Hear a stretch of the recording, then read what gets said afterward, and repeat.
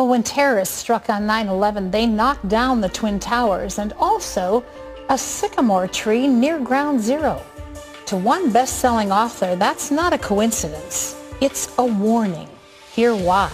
That's next. The stock market crash in 2008. The collapse of the American economy. The horrors of 9/11. Jonathan Cahn says these events were predicted thousands of years ago in the Bible. Well, Jonathan Cahn is here with us, and my dear friend, your book, The Harbinger, just moved me. It moved millions of people to become a bestseller, and it touched you. Wow. This verse in Isaiah was spoken when judgment was being assessed against Israel. Yes. What the Assyrians were going to invade. Yes. And this was their answer. It wasn't a faith thing, it was a rebellious thing. The Harbinger, begins with the last days of ancient Israel, and this is a nation that had known God. I mean, you gave some stories here about what's happening in America right now, and it's very dramatic. And a nation that knew God turned away from God, and God warned them, and so he allowed this strike to happen on the land. And their response, instead of turning back to God, which was what he wanted, is they defy him. And there are 9 harbingers that appear in the land that are warnings of what will happen if it doesn't turn back to God. And in Isaiah, they said, we will rebuild. And you pointed out how the leaders of our government, Tom Daschle and others, quoted this very scripture, said, we will rebuild. Yeah, I mean, it's eerie, because if they had any idea what they were doing, they never would do it. And this is one of the harbingers, is that the leaders of the ancient land actually vow this vow. And so on the very day after 9/11, Tom Daschle from the Senate floor, or from the floor of Congress, says there's a word for America now. And out of his mouth comes the ancient declaration that pronounces judgment on a nation. And then John Edwards does the same thing. And then President Obama, in a paraphrase, without realizing what he's doing, does the same thing. I mean, it's eerie, but it's exactly word for word, and that's the mystery. It's happening. And when they said that, when Daschle said it, he didn't realize he spoke of a tree. He didn't know there was an actual tree that fell down. He speaks about the stone that's going to go up. He didn't know that's actually going to happen. He's speaking of the harbingers, and it's happening, but he doesn't realize what he's saying. There was a stone. Tell us about the stone. Yeah, the stone in the book. It's the stone of judgment is the it's the 5th harbinger, and it goes right down the vow of Isaiah. Isaiah says they vow, we will rebuild with quarried stone. That's Israel after the attack. So here's what happens after 9/11. The people of New York go up to the mountains of New York. They quarry out this massive rectangular stone. It matches. It's called a biblical gazit stone. They bring it to the ground of destruction. This is the harbinger that has to be. They have a ceremony around the stone. American leaders vow vows of defiance over the stone, that instead of turning back, they defy him, and years later they will be destroyed. And this is a pattern in the Bible. And with America, we are now the nation that has known God, that is turning from God, and God is warning. And the same exact pattern, the scary thing or the amazing thing, is that the same 9 harbingers that appeared in the last days of ancient Israel are now reappearing on American soil. They're happening the same way, specifically beginning with 9/11, this warning strike, and now affecting everything. Some appeared in New York City, some have appeared in Washington, D.C., some have involved American leaders, some involved the President of the United States, and it affects everything, and it's specific. Without people realizing what they're doing. And then you have the sycamore. The sycamore is, it says, Isaiah said this, they will rebuild. It says the sycamores have been cut down. So what it means is, this is the 6th harbinger of the book, that there has to be the striking down of a sycamore. It's a biblical sign of judgment, a national judgment in the Bible, the cutting down of the tree. It has to happen, it has to be linked to 9/11 or the attack. And so what happens in the last moments of 9/11, an eerie thing happens, that the tower, as it's coming down, sends forth a shockwave, sends forth a beam into the air. It strikes an object. The object happens to be a tree. It happens to be a sycamore. The sycamore has fallen at the corner of Ground Zero. The people of New York, they put it on display. They make it a sign, and they call it the sycamore of Ground Zero. They think it's a great thing, and they don't realize this is the biblical sign of judgment.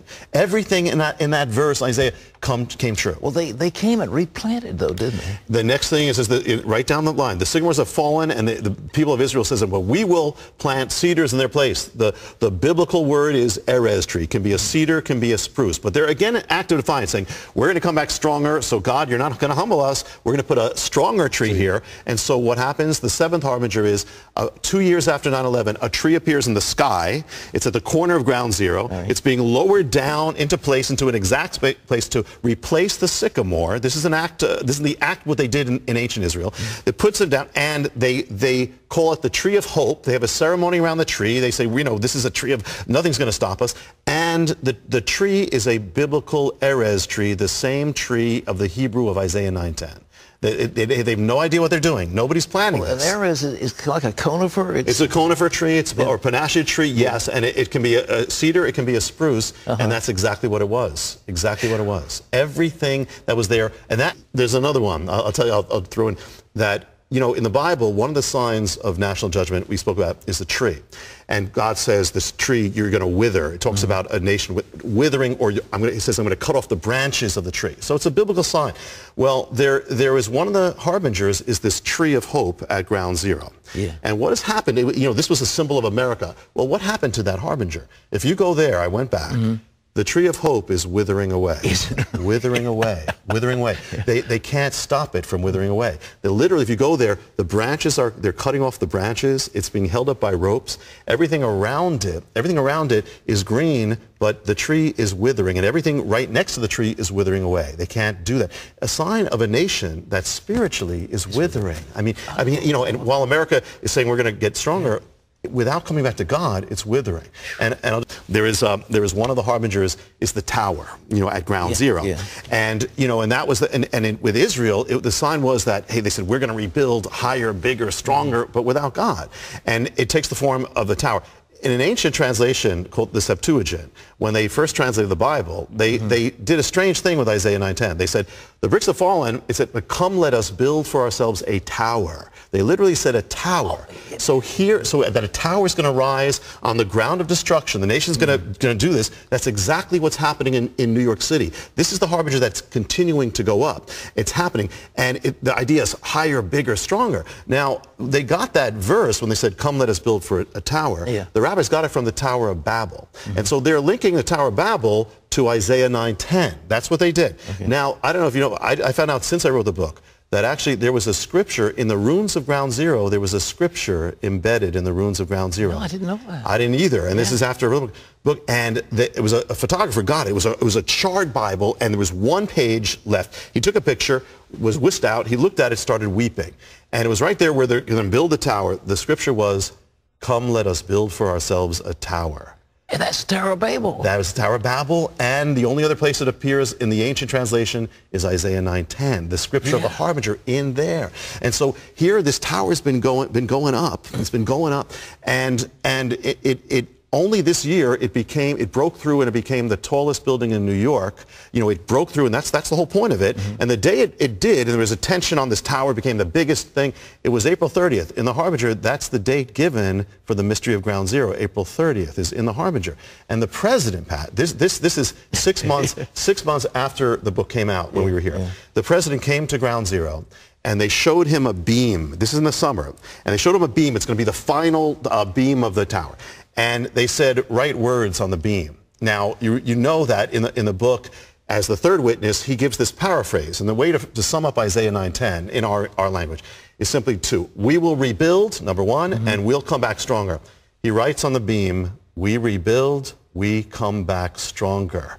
On the beam, the highest words in America, crowning the tower. And the president wrote those words. He wrote the very words. And when my wife told me this, I didn't believe her. Yeah. And when I looked at it, it's going to be the highest thing in America. It's going to be the highest. It's the words. It's paraphrase of Isaiah 9:10. And in the ancient Hebrew, when they made this vow that brought destruction, it's 8 Hebrew words. Isaiah 9:10. 8 Hebrew words. The president added 2, so he put 8 English words, matching the 8 Hebrew words of Isaiah on the tower.